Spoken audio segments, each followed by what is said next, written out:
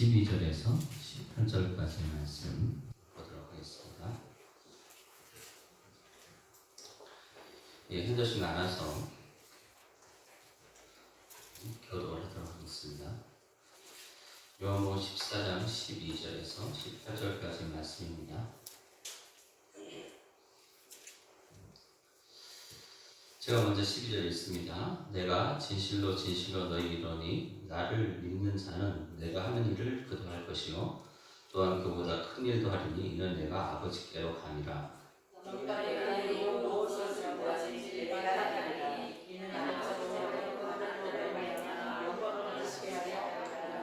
내 이름으로 무엇인지 내게 구하면 내가 행하리라. 내가 아버지께 구하겠으니 그가 또 다른 보혜사를 너희에게 주사 영원토록 너희와 함께 있게 하리니 그는 진리로라. 세상은 너희니 그를 받지 못하나니 너희는 그를 보지도 못하고 알지도 못하리라. 그러나 너희는 그를 아나니 그는 너희와 함께 거하시며 또 너희에게 계시겠으리라. 함께 읽겠습니다. 내가 너희를 그와 같이 버리지 아니하고 너희에게로 오리라. 아멘. 주님 감사합니다. 제 고난에서 벗어난 자들, 또 부당함과 억울한 고난에서 벗어난 자들, 이제 선한 행함의 고난 가운데서 아름다운 삶을 살아가는 강남 순절께 사랑하는 성도의 삶을 주께서 은혜 주시고 축복해 주시며 감사합니다. 이들은 하나님께서 기뻐하시는 복음의 증인이며 또 재정의 청지기이며 나아가서 참 선지자로서 이 땅 가운데 하나님의 사랑을 풀어내는 성령의 사람들입니다. 강남과 서초가 선포하고 이 땅을 바라보며 오늘도 기도하고 이 땅 가운데 기근과 지진과 또 모든 전염병을 향해서 또 귀신을 향해서 선포하는 아버지 천국 복음을 전하는 주의 백성들입니다. 주께서 이들의 삶을 기쁘게 하셨고 감사케 하셨고 하나님께 기도케 하셨사오니 그 말이 주 안에서 강하고 담대합니다. 주께서 은혜를 베푸심을 감사드리며 예수님의 이름으로 기도드렸습니다. 아멘. 자, 옆에 계신 분하고 인사 나누겠습니다. 당신은 좋은 당이십니다. 좋은 당이십니다. 네. 자, 오늘 포기하지 않는 믿음 6번째 시간입니다. 그래서 우리 계속 말씀 나눴듯이 죄의 고난 가운데 있던 사람들이 있었습니다. 무엇을 먹을까, 무엇을 마실까, 무엇을 입을까 거기에 창념하면서 살아가면서 자기 자신을 비하하고 자기 자신을 형편없어하고 자기 자신을 땅바닥 인생으로 바라보던 그 삶에서 벗어나서 그 속에서 이제 우리가 무엇을 고백하는가, 부당한 고난, 억울한 고난 가운데 업그레이드 된 사람들은 그러한 삶 속에서도 내가 의인임을 늘 기억을 합니다. 그래서 그 의인됨 안에서 또 하나님께서 고난을 주시는데 그 고난 가운데서 복음을 증거하는 선한 행함의 고난 가운데로 우리는 나아간 그런 하나님의 자녀들인 것입니다. 그 고통과 고난 속에서 환난 속에서 복음의 증인으로서 말하는 단계가 바로 선한 행함의 고난 가운데 있는 바로 하나님의 백성들, 하나님께서 최종적으로 원하시는 단계인 것입니다. 그렇게 우리가 선한 고난 가운데 있을 때 무엇을 인식하게 되는가?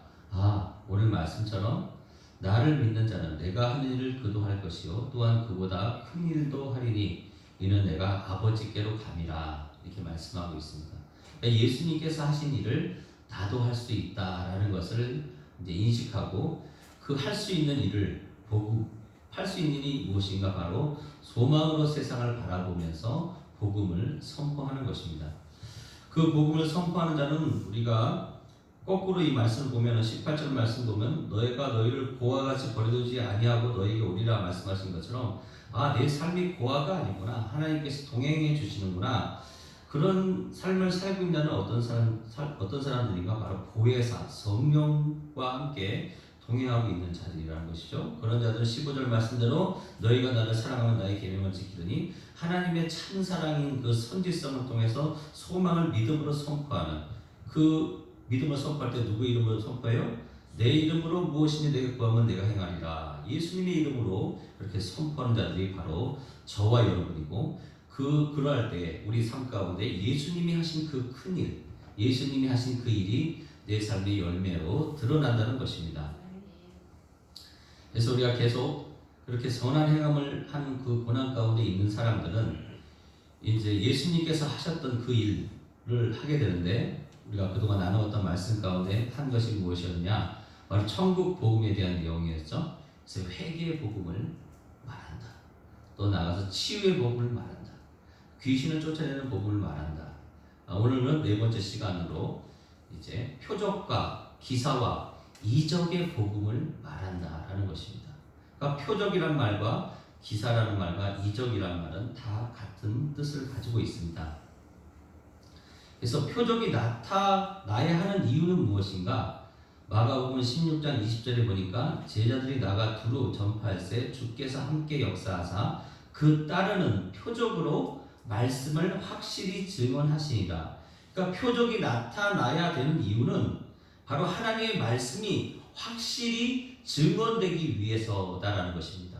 저와 여러분은 우리의 삶 가운데 표적이 나타나길 원하죠. 기적이 나타나길 원하죠. 이사가 나타나길 원하죠. 기사가 나타나길 원하죠. 그 이유는 뭐죠?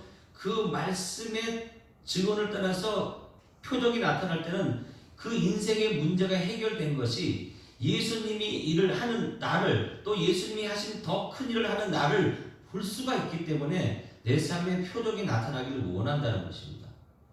그래서 내 삶에 표적이 나타난다는 것은 그런 인생의 문제가 해결되는 것이죠. 질병의 문제가 해결되는 거예요. 관계의 문제가 해결되는 거예요. 가난 가운데서 부유함이 나타나는 거예요. 그렇죠? 그렇기 때문에 우리 삶 가운데 표적이 나타나기를 원한다. 그래서 사도행전 4장 30절에 보면 제자들도 그 표적과 기사가 나타나기를 예수님을 선포했다는 것입니다. 그 내용을 보면 사도행전 4장 30절에 손을 내밀어 병을 낫게 하시옵고 표적과 기사가 거룩한 종 예수의 이름으로 이루어지게 하옵소서 하더라. 그러니까 예수님도 기적과 표적을 나타내셨는데 그 제자들도 표적과 기사가 거룩한 종 예수의 이름으로 나타나게 하옵소서라고 말을 하고 있다는 것입니다. 그러면 그 표적과 기사와 이적이 나타나기 위해서는 그 복음을 내가 말을 해야 된다는 것이죠. 그럼 표적이라는 것은 어떤 형태로 나타나는가? 우리가 표적이라는 것이 어떤 범위에까지가 표적인가라는 것을 구별할 수 있어야 된다는 것입니다. 그래서 요한복음에 보면 7가지 표적이 나오는데요. 가나의 혼인잔치에서 물이 포도주 되는 표적, 가버나움에서 죽어가는 고관의 아들 고치신 표적, 베데스다 연못에서 38년 된 병자를 고치신 표적, 디베라 바다 건너편에서 빵 5개와 물고기 2마리로 5,000명을 먹이신 표적, 디베라 바다에서 무리를 걸으신 표적, 실로암에서 나스 때부터 장님이었던 사람이 눈을 뜨게 하신 표적, 베다니에서 죽은 지 사흘 된 나사로를 살리신 표적. 이것은 표적이죠. 이것이 표적이라는 것을 우리가 받아들이게 되는 거부감이 없습니다. 이런 표적이 내 삶에 나타나면 너무 좋지. 그런데 출애굽기 3장 20절에 보면 내가 내 손을 들어 애굽 중에 여러 가지 이적으로 그 나라를 치료해야 그가 너희를 보내리라. 그 이적이라는 것이 똑같습니다. 표적, 기사, 이적이 같은 말이에요. 그런데 애굽 중에 나타난 그 10가지의 이적은 뭐죠? 재앙이에요. 삶의 환경의 고통이에요. 그러니까 그 삶의 고통도 재앙도 뭐라는 거예요? 하나님이 우리에게 말씀하시는 표적이다라는 것입니다. 병이 낫고 귀신이 쫓겨나가고 무리를 걷고 병든 자 고침을 받고 오병이어 표적만이 표적이 아니라 하나님께서 이스라엘 백성을 출애굽시키는 그 과정 가운데서 애굽 사람들에게 퍼부었던 그 모든 10가지의 재앙도 표적이라는 것이죠. 그러니까 내 삶에 가난이 나타나요. 그게 표적이에요. 내 삶에 질병이 나타나요. 그게 표적이에요. 내 환경이 어려워요. 그게 표적이에요. 관계가 깨졌어요. 그게 표적이에요. 그 표적이 나타나는 이유는 뭐예요? 우리는 복음을 말하죠. 그 복음의 내용이 뭐예요? 말씀을 지켜 행하면 내가 이러한 축복하겠다. 지켜 행하지 않으면 이런 저주를 내리겠다. 그러니까 우리는 복음을 말했어요. 나는 복음을 지키는 자입니다. 예수 안에 있는 자입니다. 승리자입니다. 거룩한 자입니다. 이렇게 복음을 말하는데 그 복음을 받아서 그 축복의 말씀을 받아서 맞습니다. 나는 축복된 자입니다. 그 복음을 그대로 받아들여서 그런 열매를 맺은 자입니다. 라고 하는 사람들에게는 그 표적이 좋은 열매로 나타나는 것이고, 어떤 사람에게는 그 표적을 말했는데 승리자예요, 거룩한 자예요, 가난 쪽에서 당신은 부유한 자예요, 질병 중에서 당신은 치유됐어요, 그런 복음을 말했는데 어떤 사람들이 그걸 받아들이지 않는 거예요. 받아들이지 않는데 자기에게는 어떻게 나타나는 거예요? 저주로 나타나는 거예요. 그러니까 표적이라는 것은 내 일상 가운데 일어나는 모든 죄의 고난, 억울한 고난, 부당한 고난, 선한 행함, 고난 가운데 있는 모든 영역의 것들이 다 표적이에요. 모든 것은 표적이다. 그래서 출애굽기 11장 1절에 보면 여호와께서 모세에게 이르시되 내가 이제 한 가지 재앙을 바로와 애굽에 내린 후에야 그가 너희를 여기서 내보내리라. 그가 너희를 내보낼 때에는 여기서 반드시 다 쫓아내리라. 마지막 재앙이 뭐죠? 장자를 죽이는 재앙이에요. 근데 그 장자를 주는 그 표적을 보면서 어떤 이스라엘 백성들은 어때요? 그 표적을 보면서 믿어요. 근데 어떤 사람들은 그 표적을 보면서 뭐죠? 미혹돼요. 그래서 길을 잃어버려요. 어디로 가야 될지를 몰라요. 나에게 주는 가난, 질병, 그 표적을 통해서 그것이 소망 가운데 선포해서 치유되었습니다. 회복되었습니다. 선포하는 자들은 그 표적이 믿음의 증거가 되는 거예요. 그런데 그 표적을 보면서 하나님 왜 날 병들게 하시나요? 왜 날 가난하게 하시나요? 왜 나의 모든 관계를 깨버리시나요? 그거를 믿음으로 받아들이지 않는 자에게는 그 표적이 미혹이 되는 거예요. 길을 잃어버리는 거예요. 하나님 왜 나에게, 예수 믿는 자에게 왜 이런 미혹, 이런 표적을 주십니까?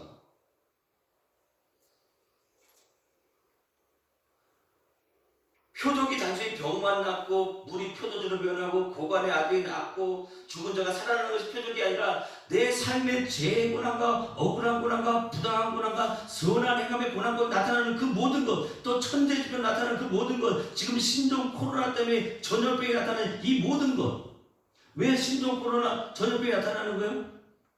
엘리야 보세요. 엘리야가 3년 반 동안 비가 오지 않기를 기근을 기도하니까 기근이 오는 거예요. 근데 그 내용의 바탕에 뭐가 있는 거예요? 복음을 말하는 거죠. 하나님을 믿고 지켜 행하면 이미 예수님께서 하나님께 그다 지켜 행하셨기 때문에 나는 복받은 인생을 선포해야 되는데 북이스라엘 백성들이 복받은 인생을 선포하지 않고 자기 의지와 자기의 능력으로 그걸 극복해 보려고 하나님을 멸시하고 하나님 멀리하고 하나님을 무시하고 자기 뜻대로 살아가려고 하니까 뭐가 되는 거예요? 그 복음의 말씀이 그 말씀을 받아들이지 않으니까 저주가 돼서 뭐가 떨어지는 거예요? 기근이 떨어지는 거예요. 모세도 그 애굽 이집트 왕한테 말했잖아요. 우리 백성을 예배하게 보내주십시오. 그러면 그런 질병이 오지 않을 것입니다. 이런 화가 오지 않을 것입니다. 그렇게 복음을 말했는데 우리는 예배자입니다. 우리는 거룩한 백성입니다. 그렇게 복음을 말했는데 애굽의 이집트 왕이 바로 왕이 받아들이지 않으니까 어떻게 될 거예요? 10가지 재앙이 쏟아붓는 거예요. 우리는 복음을 말하는데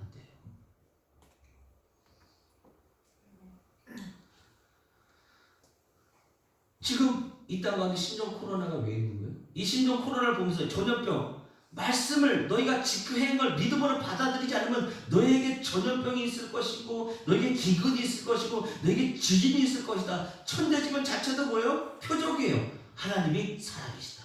내가 있다. 아멘. 그렇게 우리가 말씀하시는 거라는 말이죠. 그래서 하나님께서 강림하실 때 어때요? 땅이 막 흔들리고 맞아 번개가 막 치고 천재지변 일어나는 이유는 뭐죠? 내가 있다. 시내산에 강림할 때 보세요. 막 바위가 터지고 땅이 갈라지고 무덤이 열려서 예수님이 죽으시니까 그때 보죠. 막 무덤이 열리면서 그 모든 일이 일어나면서 뭘 하고 있는 거야? 하나님이 계시다.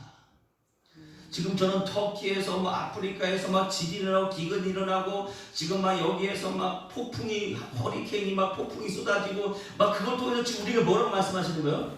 내가 있다. 그걸 지금 말씀하고 계시는 거예요.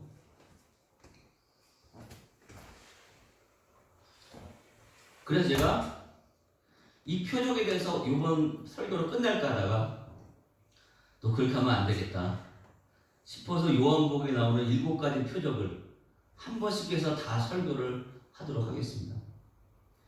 그래서 다음 주는 가나의 혼인잔치의 표적이 뭘 뜻하는 것인지, 그 다음 주는 가버나움에 죽은 고관의 아들 고치신 그 표적이 뭘 뜻하는 것인지, 또 마지막이 베다니에 죽은 지 사흘 된 나사로의 사건, 그 표적이 뭘 뜻하는 것인지, 그 7개의 표적을 7번을 나눠서 설교를 하려고 합니다. 아멘. 자꾸 설교가 늘어나요 지금.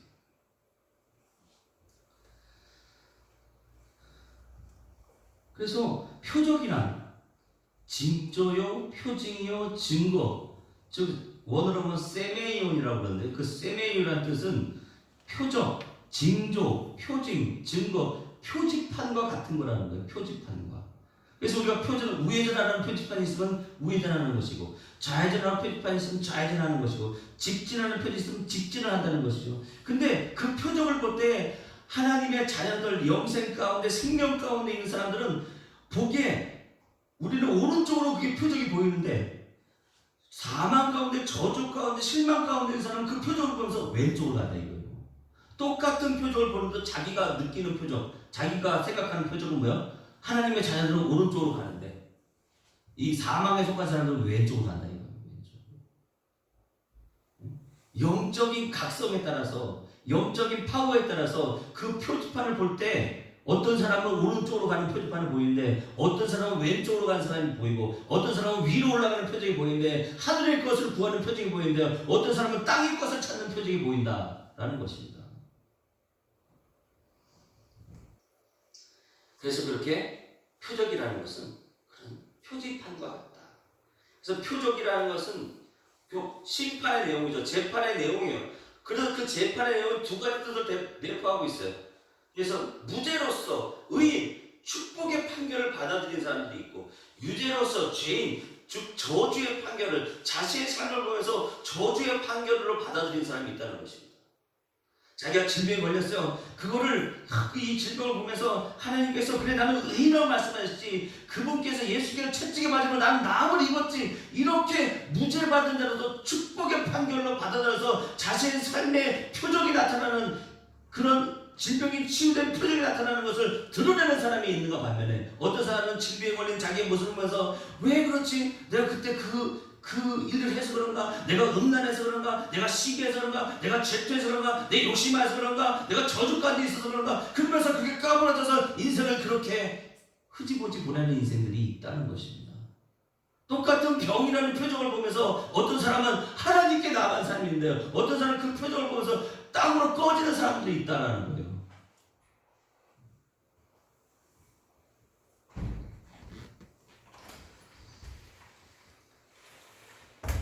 그래서 이 표적을 2종류로 받아들입니다. 하나는 뭐냐? 그 표적을 보면서 믿음으로 반응할 것인가, 아니면 미혹으로 반응할 것인가 하는 것이죠. 그래서 믿음으로 바라본다는 건 뭐죠? 소망으로 바라보는 것이죠. 그래서 우리 아들, 우리 딸들이 뭔가 좀 현찮아요. 그럼에도 불구하고 믿음으로 그 아이들이 그렇게 말씀을 부르고 그런 현찮은 모습이 그 표적이죠. 그 표적 가운데서 그걸 보면서 믿음 가운데 반응한 사람은 그 아이를 소망으로 바라보면서 얘야 좋은 딸이다, 승리자이다, 그런 길로 가면 안 돼. 복음으로 말하면서 길을 인도하는데 그걸 미혹으로 받아들이면 어떻게 됩니까? 그런 똑같은 미혹을 받아보면서 자기도 길을 모르면서, 미혹이라는 것의 원어적인 의미가 뭐냐? 길을 잃게 하다. 오직 길은 예수님을 통해 소망을 바라보는 길인데 그 아이를 엉뚱한 길로 인도하는 거예요. 네가 인생을 그렇게 살아야 되겠냐? 너 커서 뭐가 되려고 그러냐? 혀가 뭐 만발이나, 응? 너 그러다가 무슨 그런 말 있잖아. 그러다가 너 인생에 엿먹는다. 그 엿이라는 게요, 네가 먹는 이 엿이 아니에요. 엿 먹으라 할 때 엿이 우리가 먹는 그 달달한 엿이 아니에요. 원래는 염이에요. 염 먹어라. 우리가 어떨 때 사람에게 염을 하죠? 죽었을 때 하는 거예요. 그 엿먹으라는 건 이 뜻은 뭐야? 죽어라 이거예요.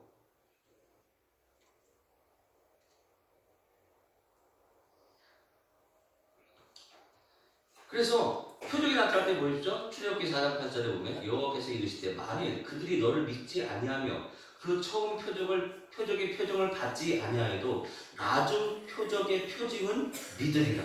그죠? 표적을 주신 이유는 뭐예요? 믿음으로 반응할 것인지 아니면 미혹으로 반응할 것인지. 우리가 가나안 땅 있잖아요. 가나안 땅. 이스라엘 백성들이 가나안 땅 들어갔어요. 가나안 땅에 정탐을 했어요. 그 가나안 땅에 들어가니까 말 그대로 정말 젖과 꿀이 흐르는 땅이라고도 말도 하죠. 그러면서 또 어떤 말이에요? 거기는 안압 자손이 있어요.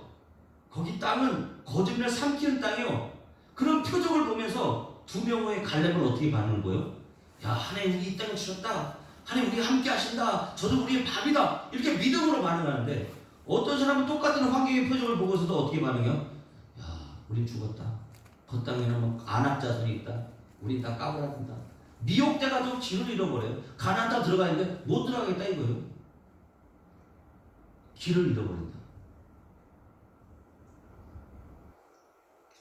요한복음 2장 11절에 예수께서 이 첫 표적을 갈릴리 가나에서 행하여 그의 영광을 나타내시며 제자들이 그를 믿으니라. 그러니까 그런 표적을 보면서 나사로야 나오라. 그래서 죽은 나사로가 살아나는 그런 표정을 보면서 거기에 하나님께 속한 자들은 하나님께 영광을 돌리는데 어떤 사람들은 뭐죠? 어떻게 하면 저 예수를 죽일까? 저 나사로 살아난 나사로를 어떻게 죽일까? 그래서 여기에서 보면 어떻습니까? 미혹에 그 똑같은 표정을 보면서 미혹, 길을 잃어버린 사람들이 있어요. 하나님의 자녀들인데도 길을 잃어버려요. 그 삶 가운데 그 환난의 표적 때문에. 그래서 마가복음 13장 20절에 보면 이렇습니다. 거짓 그리스도들과 거짓 선자들이 일어나서 이적과 기사를 행하여 할 수만 있으면 택하신 자들을 미혹하려 하리라. 우리가 잘 보세요. 욥의 고난을 보세요. 욥이 고난할 때 누가 와서 그 고난을 주죠? 사탄 마귀가 와서 주는 거예요. 거짓 선자로 와서 주는 고난이란 말이죠. 와서 양과 낙타 막 소 다치고 천재집에 일어나서 네고티게 그 집에 기둥을 쳐가지고 그 안에 있던 자식들이 다 죽었단 말이죠. 그래서 그런 똑같은 마귀가 이렇게 거짓 선자가 이렇게 그 표정을 보면서 욥은 자기의 의인됨을 잃어버리지 않아요. 아멘. 근데 그 아내와 그 세 친구와 그 이웃들은 어때요? 네가 죄가 있어서 그래. 길을 잃어버렸다니까요. 길을. 여러분 우리가 이 표적에 대해서 이 표적이 내 삶에 일어나기를 원하고 있으면서도 이 표적에 대한 잘못된 편견을 가지고 있어요. 이거 가지고 잘못된 말들을 하신 분들도 있어요. 근데 왜 그래요? 그 표적을 믿음으로 받아들이지 않고 그 표적을 뭐로 받아들이기 때문에? 미혹으로 받아들이기 때문에 그러는 거예요. 축복과 저주는 똑같은 거예요. 하나님의 자녀들에게는 축복이 마귀의 자녀들에게 뭐가 되는 거예요? 저주가 되는 거예요. 내 삶에 저주가 나타난다 할지라도 축복을 선포하면 어떻게 되는 거예요? 축복이 나타나는 거예요. 아멘.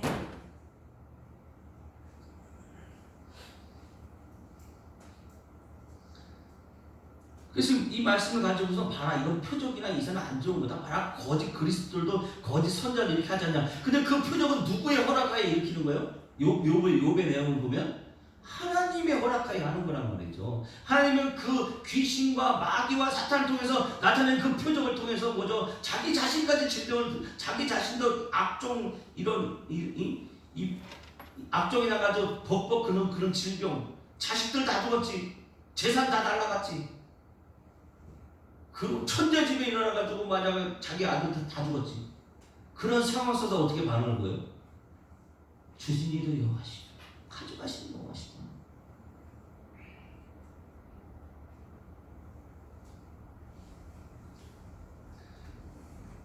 그러니까 표적은 우리의 삶에 꼭 나타나야 되는 거예요.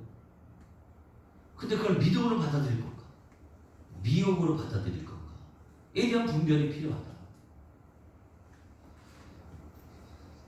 그리고 또 이 말씀 가지고 또 얘기하죠. 이러므로 그들이 열매로 그들을 알리라. 나더러 주여 주여 하는 자마다 다 천국에 들어갈 것이 아니요 다만 하늘에 계신 내 아버지의 뜻대로 행하는 자라야 들어가리라.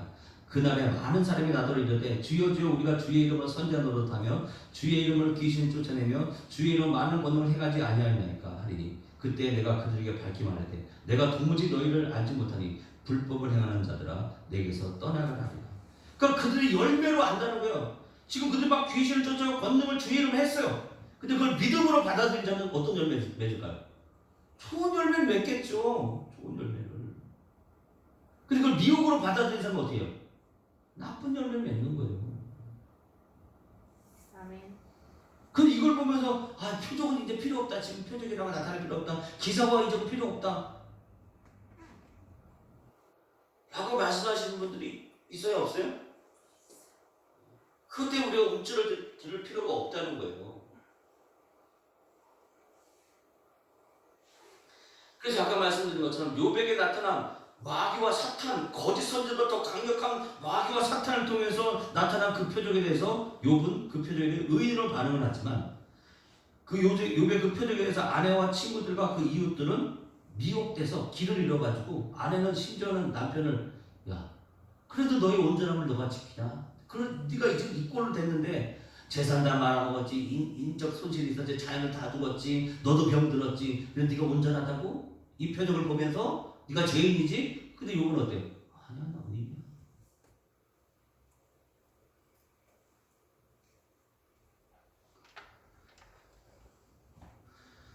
그 우리의 삶 가운데 얼마나 죄된 모습이 많이 나타나요.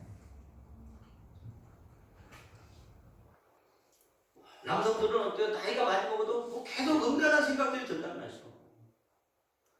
음란한 것들을 보려고 하고 음란한 행동들을 하려고 해요.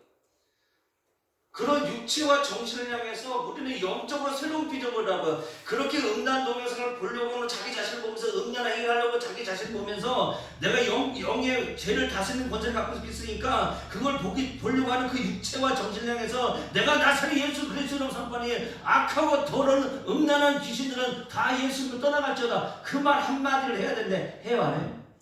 양심이 말해가지고 부끄러워가지고 하나님 보시면 어떡하지?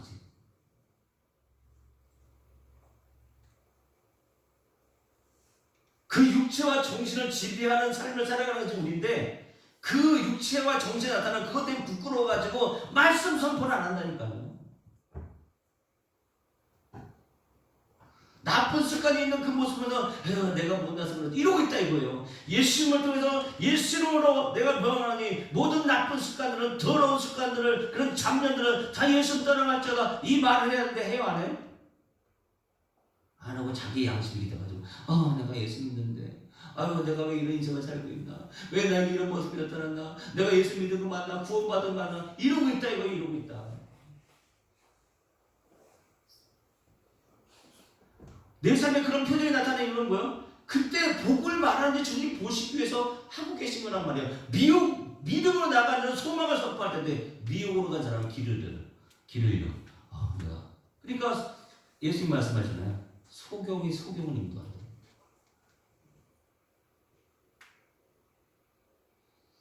저와 여러분은 영적인 눈이 떠 있는 사람들이에요. 그 눈으로 여러분의 육체를 직시하라고요. 여러분의 정신을 보란 말이죠. 그것 때문에 눌려있는 살 인생들이 아니에요.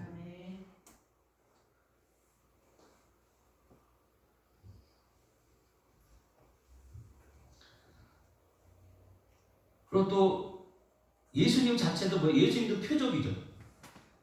이사야서 7장 14절에 그러므로 주께서 친히 징조를 이 징조가 표적이에요. 징조를 너에게 주실 것이라 보라 처녀가 잉태하여 아들을 낳을 것이요 그의 이름을 임마누엘이라 하리라. 마태복음 1장 23절에 보라 처녀가 잉태하여 아들을 낳을 것이요 그의 이름은 임마누엘 하리라 하였으니 이를 번역한즉 하나님이 우리와 함께 계시다. 이 임마누엘이 누구예요? 예수님이요. 그 예수님을 표적을 보여서 믿음으로 반응을 보인 사람이 있거든요. 뭐로 받은 거예요? 미혹으로 반응을 보인 사람이 있어요. 그 믿는 사람들은 예수를 믿는 건데 미혹으로 받아들인 사람은 길을 잃어가지고 예수님 말고 뭐 부처도 있고 뭐 저쪽 뭐 마호메트도 있고 뭐 이슬람도 있고 이 나를 믿어 길을 잃어가지고 철학이 있는 사상이 있는 지옥이 어딨어 이렇게 길을 잃어가지고 맹인이가 모르는 거죠. 뭐가 있는지 코끼리를 만지면서 이게 지금 코끼리 다리인지 기둥인지 코끼리 꼬를 만지면서 이게 호수인지 이게 뭐 끈인지.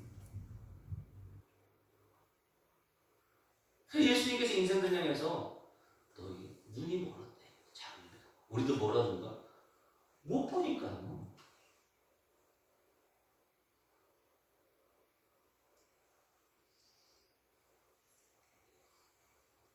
그래서 요한복음 3장 18절에 그를 믿는 자는 심판을 받지 아니하는 것이요 믿지 아니하는 자는 하나님의 독생자의 이름을 믿지 아니하므로 벌써 뭘 받았다? 심판을 받은 것이다.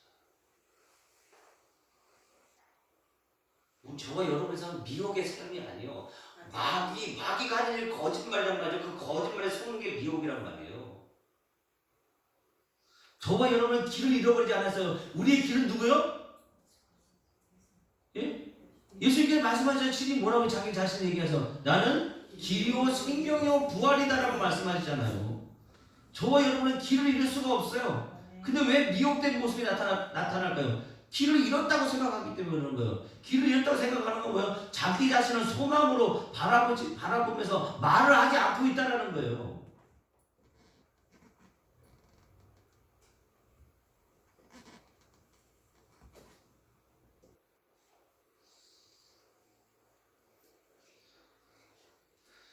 그러니까 우리가 잘 아는 것은 어떻습니까? 예레미야 때 바벨론을 포로로 끌려가는 것이 표적이에요. 또 예수님께서 보셔서 로마 시대에 식민지로 있는 게 지금 표적이에요. 왜 식민지로 있는 거예요?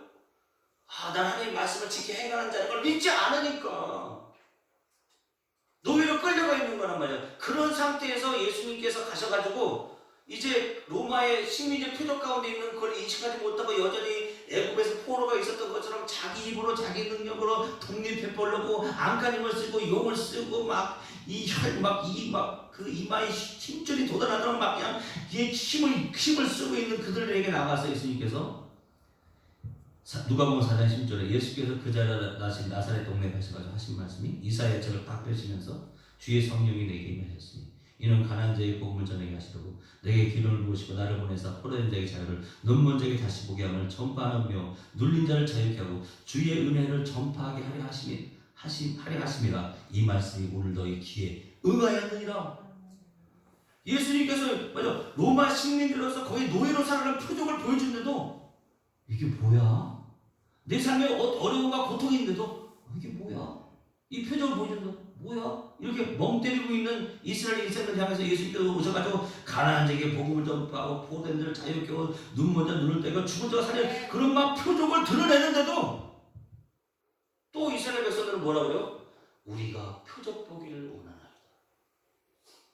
아니 너희 환경 봐라. 식민지로 살아가고 힘들고 괴롭지 고통스럽지 그런 표적 보여주고 내가 이제 예수님 오셔서 너희들 가운데 질병을 치워 귀신을 쫓아내고 죽은 자를 살려내고 너희에게 자유와 평안을 주는 이런 표적을 나타내도 너희가 뭐예요?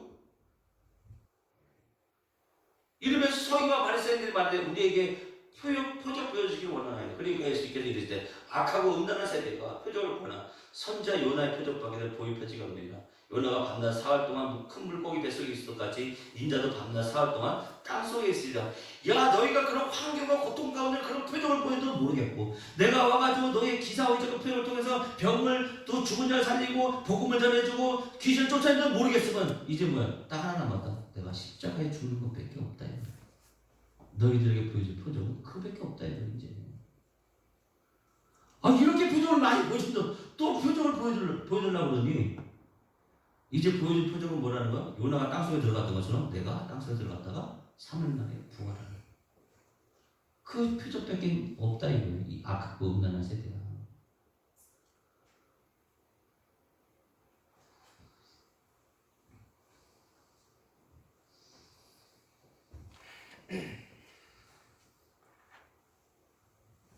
그래서 표적에 대해 미혹된 자들의 반응은 회복을 원하지 않아요. 우리 남편이 그렇게 말 안 들고 나쁜 짓 한다고 말하면서 또 회복을 원하죠. 회복을 원하면 그 남편을 소망 가운데 복을 말해줘야 되는데 나가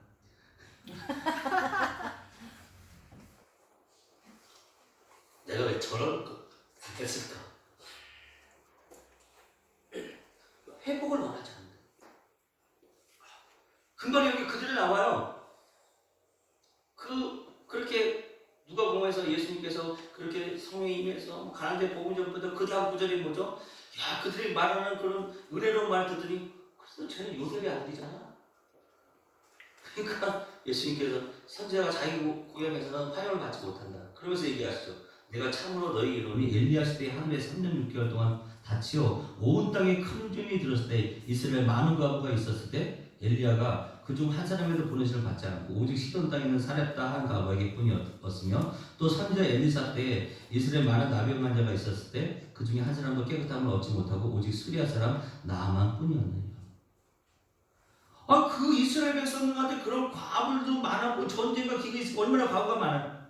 그리고 어때요? 이런 치수술 안 돼 있으니까 얼마나 이 문둥병이 많겠어요. 근데 회복을 원한다 원하지 않는다? 원하지 않는다. 우리 가운데 가난이 있는데 복음을 전파하지 않는 모습들이 있는데 나쁜 습관을 갖고 있는데 그 다음에 뭔가 세상 가운데 형편을 살아가고 있는데 그 다음에 그냥 무감각적 무기력하게 살아가고 있는데 자기가 질병에 시달리고 있는데 그걸 낫다라고 복음을 통해 선포해야 되는데 그걸 안 하고 아유 냅둬 이거 그냥 뚜껑 닫으면 되지. 자기가 닫을 것도 아니면서.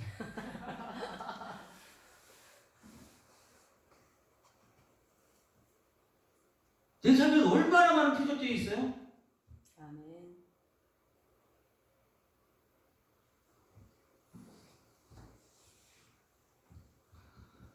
그러면 심지어는 어때요? 회당에 있는, 그러니까 수리아 사람 나만 뿐이었느니 하니까 회당에 있는 자들이 이것을 듣고 다 크게 화가 나서 일어나 동네 밖으로 쫓아내어 그 동네 건설된 산 남도를 끌고 가서 밀쳐 떨어뜨리고 하자 때 예수께서 그들 가운데로 지나서 가시니. 저가 이런 크리스천인데 예수님이 그렇게 남도를 떨어뜨리려고 하는 거예요. 그때나 표적이 필요하고 그때나 인사가 필요하고 그때나 기적이 필요하니 지금은 아니야. 그래서 예수님을 표적의 중심이었던 그 예수님을 내 삶에 남떨어지게 떨어뜨리려고 그러고 내가 끌고 가고 있는데 예수님은 내 로마에서 지나가는데 내 인생 가운데 지나고 계시는 거야. 근데 어느 순간 내가 떨어뜨리려고 그러는데 또 보면 또 예수님 지나고 계시죠. 그렇게 해서 어떻게 되는 거예요? 세월을 낭비하는 거예요. 그렇게 세월이 지나가는 거예요.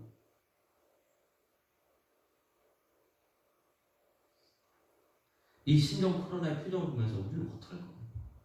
믿음으로 반응하는 자는 소망을 선포하는 거예요. 아멘. 그러나 이 신종 코로나를 보면서 미혹된 사람들은 어때요? 표정을 보면서 이 길이 아닌가벼, 이쪽이 아닌가벼, 잘못된다벼 그러고 있다 이거예요. 중국 때문이요? 신천지 때문이요? 대부 때문이요? 진보 때문이요? 보수 때문이요? 이러고 있다 이거예요.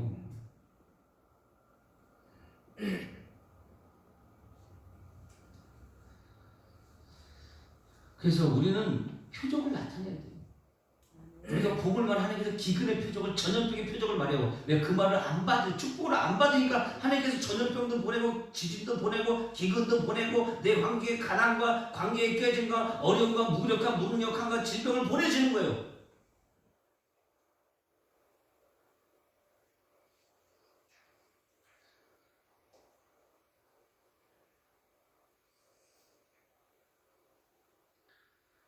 그래서 모세는 어떻습니까? 사도행전 7절 30절에 표적을 나타내야 되는데 모세 보세요.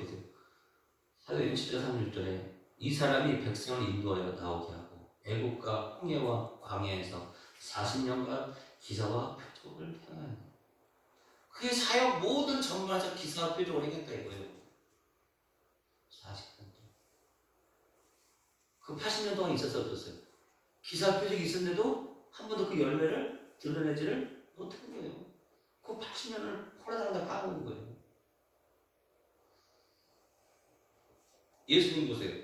이스라엘 사람들아 이 말을 들으라. 너희도 아는 바와 같이 하나님께서 나사렛 예수로 큰 권능과 기사와 표적을 너희 가운데 베푸사 너희 앞에서 그를 증언하셨느니라.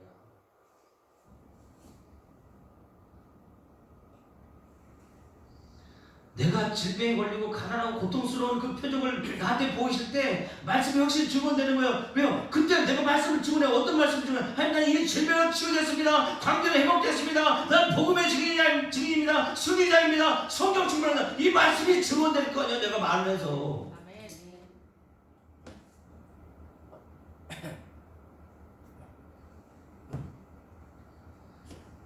그래서 사경면 교회가 보세요.